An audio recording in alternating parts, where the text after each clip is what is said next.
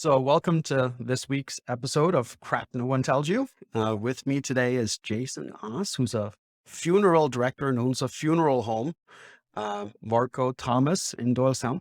So, welcome. Thank you. Thank you very much. So, I'm not going to beat around the bush. We'll get right into it. What is some crap no one tells you about being a funeral director? Well, with long hours and weekends, holidays, and educational requirements too, we're still one of the few industries that you still have to test, have to have schooling. A lot of times what will happen is we'll go to schooling at either a county college or a college accredited for mortuary science, and you'll go together with nurses. And usually that third year, after you've already done your anatomy, physiology, chemistry, it's a very hard and soft science core. The third year will split and then we'll go to mortuary school. They'll finish their nursing requirements. Interesting. What many people don't realize too is we take 3 tests. One is your national board exam. Just to pass a national board exam, you have to have a 75 in your hard and soft sciences. So it's not a 70 or a 68 or what we see kids doing today, cheating with each other. Can't do that. And basically, then you'll move onward to a state test. Once you pass that state exam, then you're signed up with the state board, and someone from the state board will come out and witness an embalming. So you'll do a physical embalming at your facility or someone's facility, and then once that's passed, as far as that third exam, you're then licensed. And then there's different states. I'm licensed in New Jersey, New York, and Pennsylvania.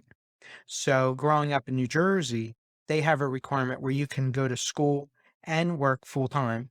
They usually don't want you to work more than 24, 28 hours a week. So I did that. And what happened was, after that third year I got licensed, I was 21, which is the youngest age you can get licensed.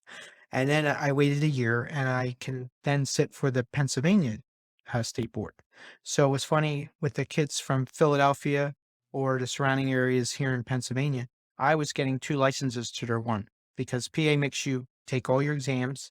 Then they make you work an entire year, 40 hours a week for 1 year. Then you can sit for the state board, pass it, and then become a licensed funeral director. But you had already got done. Already got licensed in Jersey. Oh, Yes, yeah. So with New York, I just had to pass an exam there, just like Pennsylvania. So I was fortunate. After New York, they then shut it down to where you now have to do an apprenticeship again. So I was lucky. So what happens is, like, people will move out to our area, Bucks County, Montgomery, and maybe they'll retire from the boroughs or Long Island or New York State.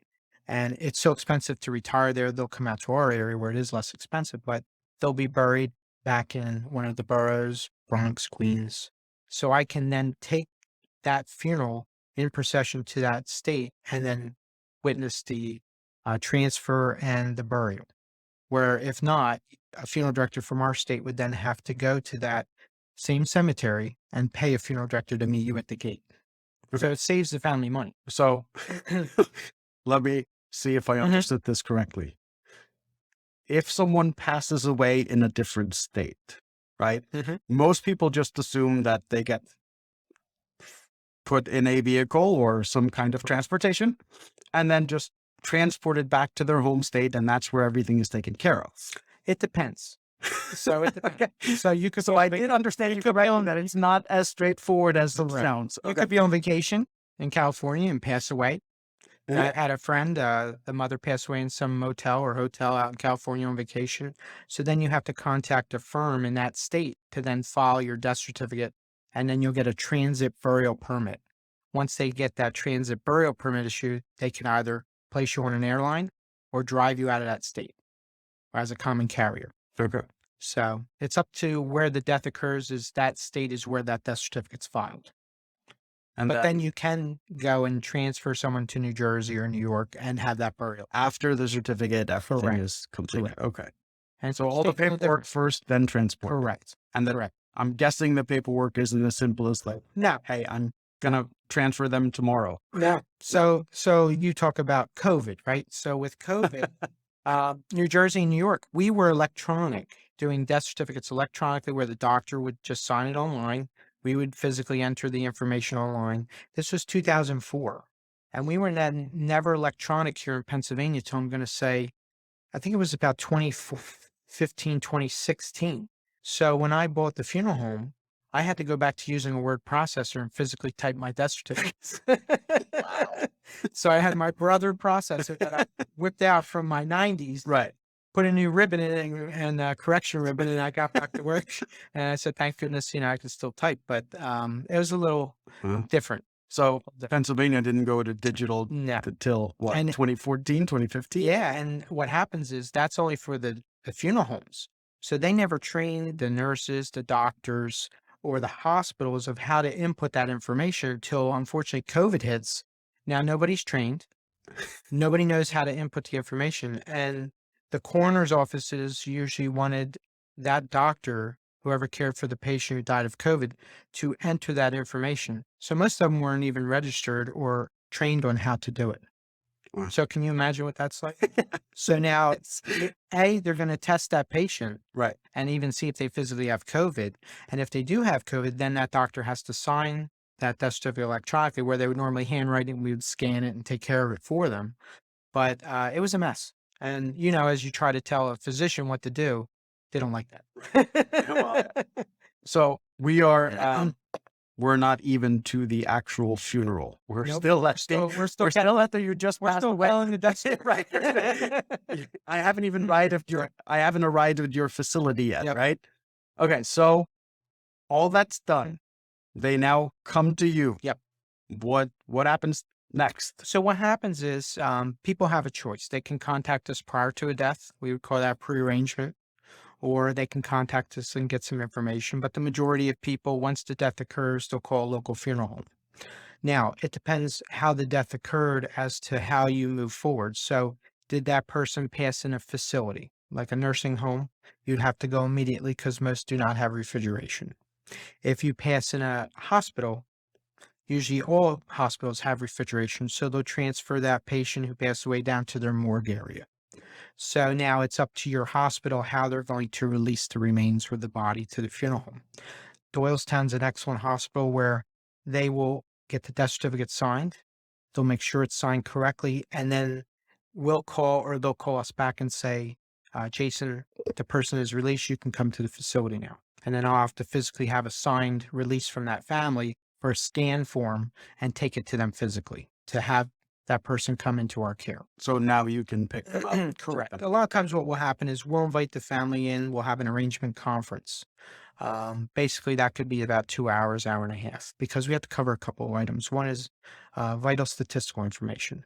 So a lot of times that would be, say, for example, your father's date of birth, social security, place of birth, parents' names, what type of disposition. Disposition can be burial, cremation, anatomical donation, a mausoleum entombment. So there's several different forms there. So they would have to decide. One thing I found moving to this area from New Jersey about almost 20 years ago, the cremation rate was like double that of New Jersey. Oh. So where we were 25, 35%, it was over 50% here. And when I looked to buy the funeral home and it was roughly around 2011, within that year of almost buying it 6 months, it even still crept up another 5 to 8%. So I knew that buying the facility, being a sole proprietor. You guys have a crematory Yes. as well, right? So we didn't have it then when we bought the facility. Oh, okay. So in 2011, I saw that our rate was rapidly increasing, and I foresee it being about 80%, maybe 85% one day. Okay. Right now we're about 70. Okay. So we're on par with Florida, California, Arizona. These are very high cremation rate states. So I said to my wife, who's my partner, I said, I think we need to take a look at maybe implementing or seeing if we can get the zoning first for a crematory. So with our whole industry, you're regulated by ADA, OSHA due to bloodborne pathogens, and FTC because of the funeral rule from 1984. You have to disclose all your funeral information, your caskets, your vaults, things like that. And then now we're in with the EPA of Southeast Pennsylvania because anytime you emit emissions, Right. so you have to get the zoning, you have to get the approval for the crematory, and then you have to install the crematory, and then they come and inspect you. But there's a lot of different things. I always laugh when nowadays a lot of cemeteries may charge you $2,000 to open a grave. where Wait, a lot of just to dig the hole. so the as a crematory, Like, yeah, just to open it. Just in simple terms, that's just So yes. so you're buying a backhoe for, let's say, used or new, 80, Right. $120,000. Yep. Okay. So that machine's going to dig that hole, 15, 20 minutes worth of work for $2,000. Now, yes, you're going to have people go out. Yeah, they're yeah. gonna- they're Make it gonna look do- pretty and But, here's a machine that's about the same cost or more, up to 150, 160,000. You have to install it physically into your building. You have to add gas, electric. You have to physically enter a body into that chamber. You have to witness it, chart it. You have to heat it up to a certain level before you can even begin that cremation. So each state has a different, what they call free heat law, where Pennsylvania is 1800. So I can't even open the door or enter the chamber with the body till I hit 1800 degrees. wow. You can go to Vermont. You can go to New Hampshire. It may be 13 to 1450. Okay. So a lot of that gas and emissions is going out unnecessarily because our new equipment is very efficient. Right. So a cremation for, say, someone under 200 pounds is probably about 2 hours and 15 minutes. Okay. And then you have a cool down of about an hour or half hour or 45. It depends upon hot weather, like last week. Right. It's so hard to cool down that machine Yep. because it's usually 1400 degrees once it ends. But then you're opening the door, you're blowing hot air into it. Right. It's really not doing much. So you can 95 degrees out. out. It's less. Yeah. We tend to like overcast, cooler weather or winter. And when COVID hit, that was from February to May. Okay. So those were good months because February is kind of a cooler. Yep. I mean, sometimes it gets down to 20 degrees. So you're opening a window 20 degrees and we have a fan that blows into it. Yep. You're cooling that machine down 15 to 20 minutes. Okay. So during COVID, because of the amount of passings not only we had, but we'll serve other funeral homes, we had to do almost 7 cremations a day with the one machine. So that's 15 hours Yeah. based on 2 to 2.5 Yeah. hours, like you said. Yeah, but it was going, I would come in at 7, 8 in the morning and not leave till 8 at night. And then my associate who stayed there, she would usually do one more cremation at night. At night. Wow. And that was almost 90 days straight that we stayed on that. Okay. So there was something you brought up earlier that caught my attention. You said, unless we've pre-arranged with someone or pre-met with someone, what can you... So a lot of times what happens is you'll get a call, and I get this all the time where someone says, my mother, father owned hospice, and we're just calling around for some pricing and things like that. I say, okay, so you tend to get some information. Was anyone a veteran? Yes or no? And sometimes just from that, they don't even realize that their loved one and spouse can be placed in a veteran cemetery free of charge. That's the cremains or the casket. So I'll email out information with a whole bullet point list of all the vital statistics we need, obituary. If they're a veteran, a discharge will require for services. They're entitled to several free services as well as the spouse. And if they want to be cremated, even if it's a cremation, I always like this where I want a simple cremation. Well, burial is more simplistic to me than cremation. And the reasoning is there's so many variables.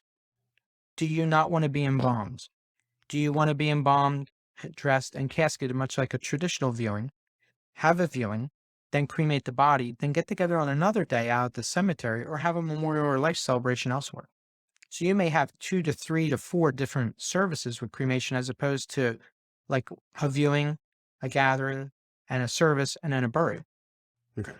So I'm sure most people, well, many people know this, but a lot of people don't, is these may not necessarily be decisions you want to be making just as you lost someone. Correct. So is there like a process? Could I call you and be like, hey, I want to plan ahead, right? Like, Yeah. I know some people put some things in their will, but like, Sure. could it be taking the extra step where I could just, this is exactly what I want. This is how I want it done. Yeah.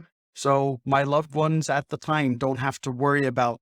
And I call it really part of estate planning. When you get your will in place, your power of attorney, your DNR, or what your wishes are, stipulate, do you want to be cremated, buried, anatomically donated? Because people say all the time, I'm going to donate my body. Well, you need to register with Humanity Gifts or another firm, because if you don't, then your family has to get all that paperwork done. after you pass right away for them to even come out and transfer your body back to a medical school locally in, say, Philadelphia.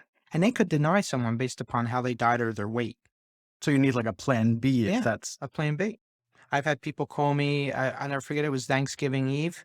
Someone's father passed away suddenly and he wanted to be donated, and they turned him down. They said, we're not coming out tonight.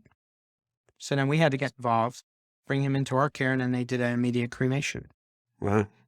So with cremation, it just depends how you want to do everything, either before the cremation occurs or after the cremation occurs. Okay. So I know you talked earlier about you saw an increase in cremation trends. Are there other things that have shifted? I mean, I understand COVID changed a Yeah. lot, like it did it for every industry. But are there other changes or other developments that you're seeing in your industry where people are we're now doing this instead of what we used to do here? I mean, sometimes you have what they call green burial or green cremations based upon your casket, how it's constructed. Most people don't realize, say, an Orthodox or Jewish casket is basically green because it's made with non-harsh resins, no metal materials. Some are made of seagrass, wicker, other types of bamboo. Some are used as far as just a simple, could be maybe made of a linen or a woven cotton, where it's just a body bag that it's all natural, where people have handles where they just carry the body to the grave from the hearse in a tray. Wow. And we've seen that. It was probably about 2 months ago where I haven't had a home funeral since, I mean, I've been doing this 31 years, probably almost 28, 29 years ago in Trenton, because they had big mansions in certain areas of that city, where a family said to me, we want to have a green service. And I said, well, what is your definition of a green? Because everybody has their own idea of what they read and what they interpret. And they said, well, we like this casket. We talked to this company, and it just so happens my friend helped me get that casket from the distributor. And of course, it's Memorial, 4th of July weekend? Right. Yeah. So it's 4th of July. So I'm sitting there Sunday on a bench in Warrington Plaza waiting for my wife in a clothing store. And now you're asking all these questions. And next thing I know, it's Saturday. Now it's Sunday. I'm getting the casket brought to my funeral home. And now Monday, I'm bringing her into our care from a Philadelphia hospital. They're not embalming the lady, but she looked nice enough to where we could still apply makeup, because what happens is when you're not embalmed, the tissue isn't as firm. Right. So it's harder to apply makeup or do certain things, or there's the potential for just bodily leakage. So now you have to make sure there's no IV holes, because when you prepare someone, it helps to close those things up or just firm everything so you don't have as much issues. So we brought her over in the casket to the family's home. They had this beautiful, huge couch, candles everywhere. And I said, I'll be back in 48 hours. And it was 2:00 on a Monday, and I think we went back 2:00 on a Wednesday. Brought her back in the casket. The family helped us pull her out of the house, and we provide the on-site cremation for them. And then they just get And then they just receive the cremation. So with cremation, there's just so many options today as far as an urn or a receptacle. I mean, you could get licensed. I just saw now they have all the college teams, so you can get an Alabama, Michigan, you can get Eagles. You can get an urn with your favorite team. There's miniature keepsakes that are 2 to 3 inches high. If everybody wants a small division, medium, and then traditional large. Then it's up to you. Like, say you have a cemetery spot somewhere.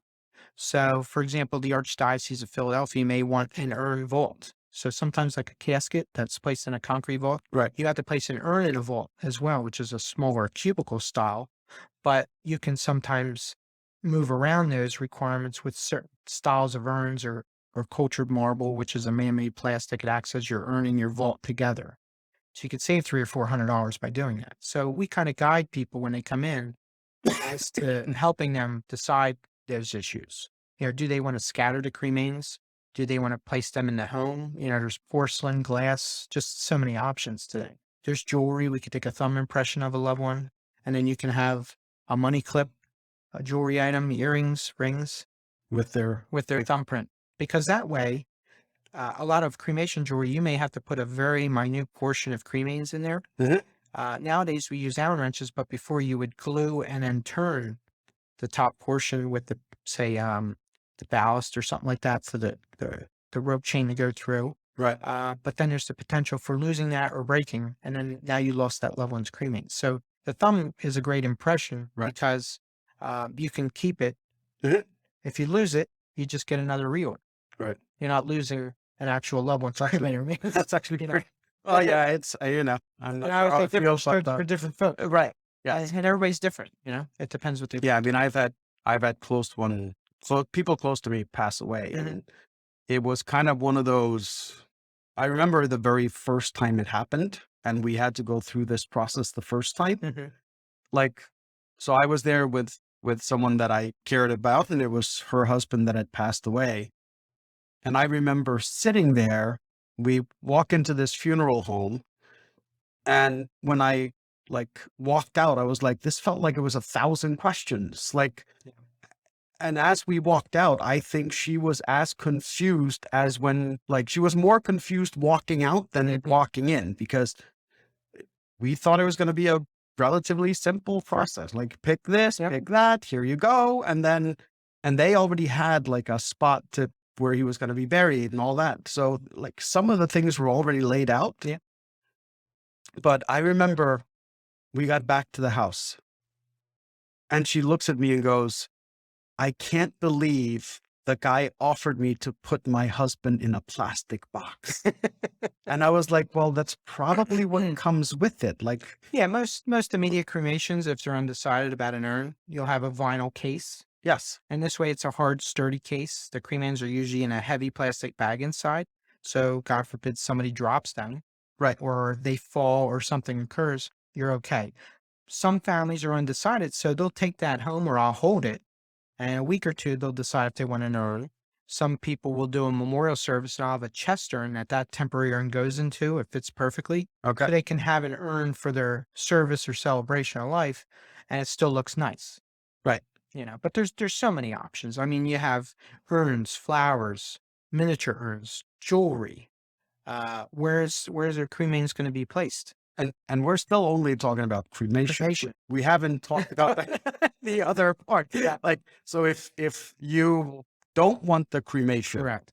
Now, I'm almost scared to ask. Now, what are the options? I mean, I get traditional burial. Okay. So you have metal or wood caskets. You could go with a green casket, which could be a Orthodox Jewish casket, or something of an alternative. They call it alternative container. Something alternative would be fiberboard, plastic material, cardboard, anything other than traditional wood or metal. So sometimes there are cremation caskets geared toward that, but you could still bury them because they're inexpensive, or people don't have money to maybe select a $2,000 wood casket, because wood is usually more expensive than metal. Well, yeah, it's harder to work in general. But it basically depends. I even told a family, when we looked at a traditional service, you rent the casket. So I have a company that comes, and they have one of 7 options. Good. So you can rent the casket. So for say about $800 to $900 less than buying a traditional wood and cremating that. Okay. You can rent that casket, and then they'll retailer it and redo it each time it's used. Okay. So people like that option because A, they don't have to buy it, and B, it's cheaper. It's just another alternative. Well, if you're going to cremate it afterwards. Yeah. And then I told that family, so you really only have to buy a casket if you intend to be buried in it.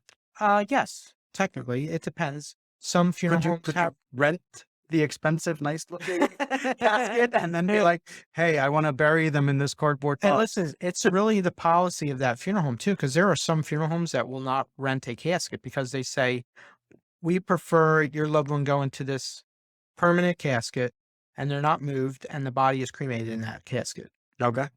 It's just sometimes what their policies are perceived. So the policies can be different between funeral homes as well. Correct. So some of the options you've talked about may not be option at other places. Correct. And people may not even know. One of the crap no one tells you is, if that funeral director doesn't tell you, you may not even know that it's an option at another funeral. No, because everybody's different. And it depends too. I was fortunate enough to come into the industry at 17, but work for local family firms, people that got the firms on their own. And that's a big difference, because you may only work for your father, your grandfather, and you only know what's available because of how they trained you. Right. I worked for large family corporations, and I went to a conglomerate. So I learned a lot more on the business side. So that's helped me. And then now I'm a sole proprietor, back to doing my own thing, working for myself. But you have a huge understanding of the industry because of Exactly. how many different places. Or if someone passes in New York, I have people I know from that area because of working in there, who to call to file the death certificate, who to call to transfer someone out to New Jersey, where then I can go because I'm licensed there. Because New York's an entirely different animal when you deal with the city. I would have to be registered to a mortuary in the city to even go and transfer someone, because you either have to be an intern or a funeral director. And other states Registered in the city in order to even transport them out of that city. Wow. Correct. So it's more strict than New Jersey or Pennsylvania, where you could start your own transfer service. You could buy a van, not even be trained or know what you're doing, and just say, oh, I'm going to go transfer a decedent from anywhere back to your funeral home and charge you for it. Wow. And we call that like a trade service. Right. So when I was starting out, I was, trying to get money, you're getting married, things are coming up. So I would not only have a full-time job, I would go in what we call a trade service. I would go in and embalm bodies at other facilities, because sometimes they didn't have enough, say, volume of business to pay a secondary licensee. So you would, But they could say, James, you were like a subcontractor. yeah, subcontract. Okay. So I would go in and maybe I'd be done at 5, 6 o'clock. I go home after dinner, and then I go to that funeral home, do the embalming, and then get a certain price for that. Or if someone's autopsied, because that's more involved, you'd get a certain price for that, or a donation, because sometimes Gift of Life or some of these other third-party facilities that you'll donate your organs to, or long bones, is a lot more difficult to deal with that. Okay. So another question that just came up as you were talking about this. So the ratio, you're picking people up, right? How many of those are being picked up at home versus being picked up from a hospital, or being picked up like? I would say almost probably, and it's your mix of business, where you are and what hospices are available in your facility. But I would say probably almost 40% of the families we serve are on hospice at home. Okay. So if you're So about 40% are being picked up from their from a homes, residence, or 60%. a child or their daughter's residence. Right. So it really depends. Like we have situations where sometimes your mother lives in Florida or a different state, and because nobody lives down there with them, they bring them back to Pennsylvania, New Jersey, and they'll stay in their home and have the hospice service come there. Right. So, or people don't want to die in a facility.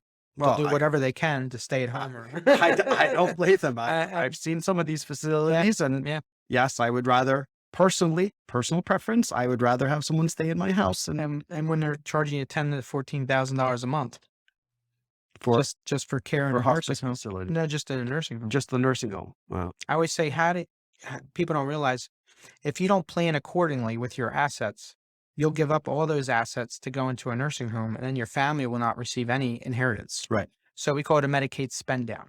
So you're on Medicare with, the government's taking care of you, subsidizing your health care. But when you give up your assets and there's nothing left, you're going on Medicaid, where you're under the county in which you reside. Right. So you may only be allowed to set aside certain thousands of dollars to pay for your funeral, which is a good thing. At least they make you put away your funeral and make you decide on what you want. But that's harder because now you're forced into situations. Right. Rather than saying what I want done. But I always say, how do you pay for your home in 30 years and lose it in 3? Do the math. Well, that's and that's a lot of money that goes toward care. So how many of your, if 40% are from home, how many are from like nursing homes versus hospitals? I'd say about, of that 25, almost like a 50, 25, 25, I'd say, Okay. Interesting. So the only nice thing is when someone passes in a facility, like a hospital, they may not be released right away. And then you don't have to go out at night or in the middle of the night, because if someone calls you 2 a.m. from a local nursing home, you're going to have to get up and go. Or so nursing homes often don't have refrigeration. Oh, okay. And they usually want. So it's no different than picking it up from a home. Exactly. Okay. The only difference there is you have 2 people at a home as opposed to one can go to the facility. Right, because there's help there to. Exactly. Okay.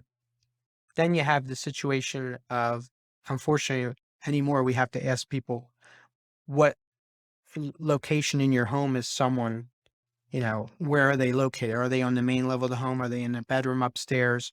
And then you have to ask, how much do they weigh? Well, Because unfortunately, obesity is just going oh, yeah. rampant, Well, and I had someone pass away in the house I was living. It was 320 pounds on the second floor with two 90-degree angles in the steps. so now you're talking, It took normally two people 5 would of come. us Yeah, four or to get five, it. Yeah. 4 or 5 people would have to come out to that house. Wow. And All then, the stuff they don't yeah, tell you. and then, you have the stretcher. You have to put in the van. Oh, yeah. And I'll tell you, a lot of people hurt their backs. It depends how you move that loved one or that person over to your stretcher from a bed. Like we use fiberglass sideboards. Okay. So in essence, So similar to EMTs. exactly. Okay. So we would roll a patient one way, place it under, pull them back, and then just pull the whole board over. Yeah. And that makes a world of difference, Right. where some people don't even use those boards and they're still pulling someone. And now you're jerking your back and I've seen more people, unfortunately, caskets fall off what we call church trucks, or those accordion style trucks that we bring to churches. I've seen 2 or 3 people blow their whole arm out just trying to catch it as it falls. So I always tell people, if you see it falling, just let it go. drop. Now, usually, hopefully, there's nobody in it. Right. Which, thank God, that's what happened. Yes. Because it's not correctly placed on that truck, or it's just moved incorrectly. Well, So it'll tear the rotator cuff right out. so the hazards of the industry. so let me just sum it up. My understanding. So if you don't like your spouse, don't pre-plan your funeral. Have them go through it as they're dealing with the grief, and then pretty much hope they end up with someone that knows what they're doing, like you.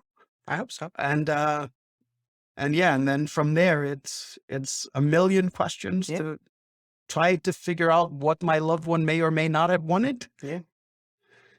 Yeah. And it depends too. Like, we're fortunate enough to have on-site cremation. So through COVID, that helped us to where other funeral homes had to wait sometimes 2 weeks to 4 weeks to even have someone cremated. So we had complete charge. Right, priority. What we're trying to do. Right. So with on-site cremation, for example, I can have a viewing at night and cremate that person that night. Right. Where you would then have to load that person into a transport vehicle or hearse, drive them to the off-site crematory, and then hopefully they're able to cremate that person right away, or they may have 2 or 3 people before that cremation. I know this is going to sound like a weird question, but once again, there's a reason this is called crap. No one tells you. So do you have to pay like storage fees? No, I mean, I never really, I always had a. But are there places where, like, it depends. They have to wait for a week before being able to get into cremation? It's a possibility because you might be waiting for a child who's in Europe. Right. For an authorization form, and now you have to place that body in refrigeration.